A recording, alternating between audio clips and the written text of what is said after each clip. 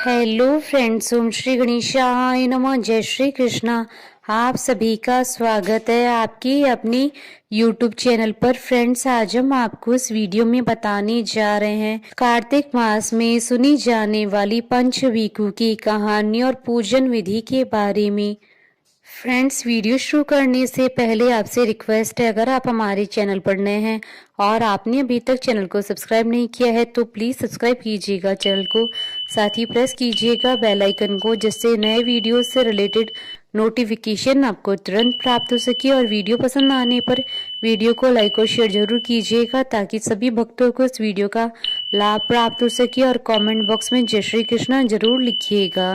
कार्तिक माह में सुबह 5 दिन तक पंचवीकु की पूजा की जाती है। इसमें एकादशी व द्वादशी का व्रत करते हैं, त्रयोदशी को भोजन ग्रहण करते हैं, फिर चतुर्दशी या पूर्णिमा का व्रत करके पूर्णिमा के दिन 5 वस्तुएं ब्राह्मणी को दान करते हैं।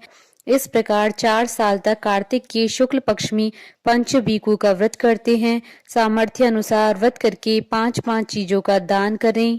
5 साल में व्रत पूरा होने के बाद ब्राह्मण ब्राह्मणी के 5 जोड़ों को भोजन कराकर दक्षिणा देकर विदा किया जाता है। यह दान व्यक्ति की इच्छा पर निर्भर करता है, अपनी सामर्थ्य अनुसार दान किया जा सकता है। साल 2023 में भीष्म पंचक व्रत का प्रारंभ 23 नवंबर 2023 गुरुवार से होगा और भीष्म पंचक व्रत का समापन 27 नवंबर 2023 सोमवार के दिन होगा। पंचक प्रारंभ होगी 22 नवंबर 2023 को रात्रि 11:03 पर और पंचक का समापन होगा 27 नवंबर 2023 को दोपहर 2:45 पर। फ्रेंड्स, अब आइए प्रारंभ करें पंचवीकु की कहानी। किसी गांव में एक साहूकार था, उसका एक बेटा और बहू भी थे। बहू कार्तिक माह में रोज सवेरे उठकर गंगा स्नान के लिए जाती थी। सुबह जल्दी जाते समय वह किसी भी पराये पुरुष का मुंह नहीं देखती थी। एक राजा का बेटा भी सुबह सवेरे गंगा स्नान के लिए जाता था। वह हैरान होता था कि मैं जितनी जल्दी उठता हूँ स्नान के लिए, कोई है जो मुझसे भी जल्दी उठकर नहा लेता है। कार्तिक माह के 5 दिन बचे थे कि एक दिन साहूकार की बहू तो स्नान करके वापस जा रही थी। उस समय राजा का बेटा स्नान करने के लिए आ रहा था। आवाज सुनकर वह जल्दी जल्दी जाने लगी, लेकिन जल्दबाजी में उसकी माला मोजड़ी में छूट गई। राजा के बेटे ने उसकी माला मोजड़ी से उठा ली और सोचने लगा कि जिस स्त्री की यह माला मोजड़ी इतनी सुंदर है, वह स्त्री कितनी सुंदर होगी। उसने पूरे गांव में मुनादी करवा दी कि जिसकी यह माला मोजड़ी है वह 5 रात मेरे पास आएगी। साहूकार की बेटे की बहू ने कहलवा दिया कि मैं 5 रात आऊंगी, लेकिन किसी को साग भरने बैठा देना। राजा के बेटे ने एक तोते को पिंजरे में बंद कर गंगा किनारे के पेड़ पर टांग दिया। बहू सुबह के समय आई, पहली पेड़ी पर पैर रखा और बोली, हे कार्तिक के ठाकुर राई दामोदर, 5 पांडु, छठे नारायण, बीखम राजा, उस पापी को नींद आ जाए। राजा के बेटे को नींद आ गई। बहू नहा धोकर चलने लगी तो तोते से बोली, सुआ सुआ तेरे गल डालूंगी हीरा, मेरी साग भरियो वीरा। सुआ बोला कि कोई वीर भी साग भरता है क्या? वह फिर बोली, सुआ सुआ सुबह तेरे पग घालूंगी, नेवर साग भरियो मेरे देवर। सुआ ने कहा, ठीक है भाभी, मैं तेरी साख रखूंगा। वह तो यह कहकर चली गई। राजा का बेटा हड़बड़ा कर उठा और सुआ से पूछा, सुआ सुआ वह आई थी, कैसी थी? सुआ बोला, आभा की सी बिजली, होली की सी जल, केला की सी कामनी, गुलाब सा रंग। अगले दिन राजा के बेटे ने सोचा कि आज मैं अपनी अंगुली में चीरा लगाऊंगा, इससे मुझे नींद नहीं आएगी। अगले दिन राजकुमार अंगुली चीर कर लेट गया। वह आई और भगवान से उसी तरह प्रार्थना करने लगी और राजकुमार को फिर नींद आ गई।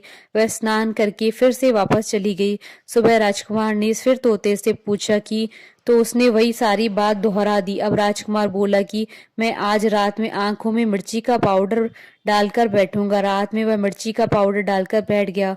बहू फिर आई और प्रार्थना की, जिससे उसे फिर नींद आ गई। राजकुमार ने तोते से बहू के आने की बात पूछी, उसने फिर बता दी। राजकुमार अब फिर सोचने लगा कि आज मैं बिना बिस्तरे के ही बैठूंगा और रात को बिना बिस्तरे के बैठ गया। जब वह स्नान करने आई तो उसने फिर से भगवान से प्रार्थना की और राजकुमार को नींद आ गई।